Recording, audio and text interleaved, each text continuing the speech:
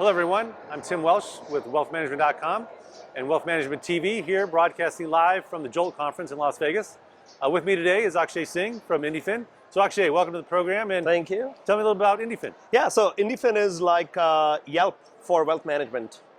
We help consumers find, research, review, and connect with financial advisors. And we also help financial advisors collect feedback from their clients, grow their practice, get the social proof, and eventually get referrals from us. That's fantastic. So obviously we're about to embark on this new SEC marketing rule. That's right. How will that change the game for advisors and how they prospect for clients? Yeah, I mean, that is the big game changer. The new marketing rule is the one that is coming in and opening this whole door for advisors to finally be able to get testimonials, reviews from their clients, and get the social proof that a lot of consumers are looking for when they look for a financial advisor online. Yeah. So where should advisors start? You mentioned you help them, you survey the clients. Is that the first place to start? Yeah, so in our platform, we've built the ability for advisors to send feedback requests to their clients. We've set up all the workflows. They start there. Once the feedback comes in, it gets verified and put on their profiles. So there's verified client reviews that they have on their profiles, which sits on Indyfin's website. And then we're driving consumers to our website. We have our own algorithms to match them with the right advisor. And they eventually show up on the calendar, on the advisor's calendar. So that's kind of how it goes. Yeah. So you mentioned in the past, I think, something about zero marketing. What is that concept, and how do you think that's going to change for the way advisors work? So the SEC marketing rule is, in my view, going to bring advisors to a place where they're eventually going to stop spending any money on marketing, zero marketing.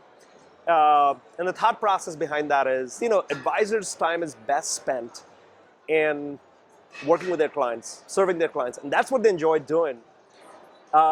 Spending time and coming up with their brand messaging and trying to target consumers, that's a highly, highly, highly specialized role. And that's what, a firm like Indyfin will be performing for advisors in the future. So much like, you see this trend in a lot of other industries.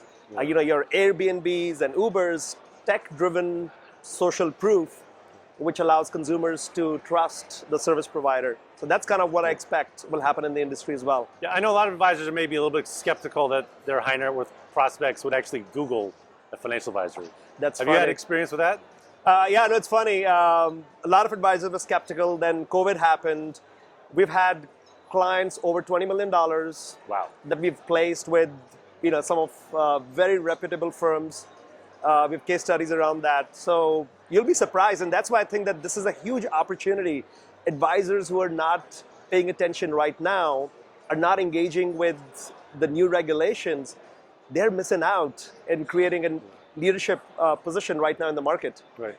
So if I have a compliance officer in my firm, how would you suggest I tee this up, or how do I work with them because obviously it's brand new, and these testimonials and reviews and ratings is a new concept. So what are your thoughts?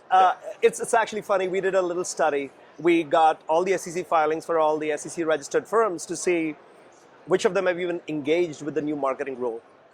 And 2/3 of the firm have not even indicated, which tells me that they're not even focusing on this new marketing rule. So the first thing I would do is I would go to my compliance officer and say, hey, there's this new marketing rule out there. Yeah. It lets me have testimonials and reviews. What do I need to do? And there's not a whole lot that they need to do to get compliant and start engaging with the rule and collect testimonials. On our end, we've made it easy for advisors to collect feedback from their clients, keep it private until they're compliant, and post it, take it live only once their compliance officers say go. Yeah. So we are ready. Yeah. Does it matter what state I'm in, or is there any nuances around the states? So SEC registered advisors have it clear and straightforward. But yes, with the rest of the states are adopting these regulations one by one. As an example, Florida, Georgia, New York, New Jersey, there's a clearer path to starting to do this right now. Some of the other states, we're working with attorneys who kind of specialize with regulations in those states to figure out when will they adopt these regulations. Got it. So we're here at the Jolt conference. Any takeaways so far from you? You've gotten at this event? Well, the biggest takeaway for me has been how they, we talked about how consumers or people make decisions based on emotion, an emotional impact, right? They're not just going to read up something and be like, okay, let's go hire this advisor. There needs to be some emotional connection. And one of the things we're doing is by presenting what clients of an advisor are saying about this advisor, you start to see those kind of emotional stories from the client's perspective come out. And I feel like we are at this place where there's going to be a lot of personalization, investor experience being curated, and all of that is going to get done by engaging with the emotions and bringing that out a little bit. So yeah, that's kind of been my takeaway so far. All right. Well, fantastic. I want to thank Akshay from Indyfin for joining us on the program today. We'll see you next time. Yeah, enjoyed it. Thank you.